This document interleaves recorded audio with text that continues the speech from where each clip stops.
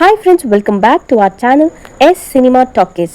தமிழ்நாடு முதல்வர் C Joseph Vijay நடித்துள்ள ஜனநாயகன் திரைப்படம் உலகம் முழுவதும் 3000 திரைகளில் வெளியாக உள்ளதாக தகவல்கள் தெரிவிக்கின்றன.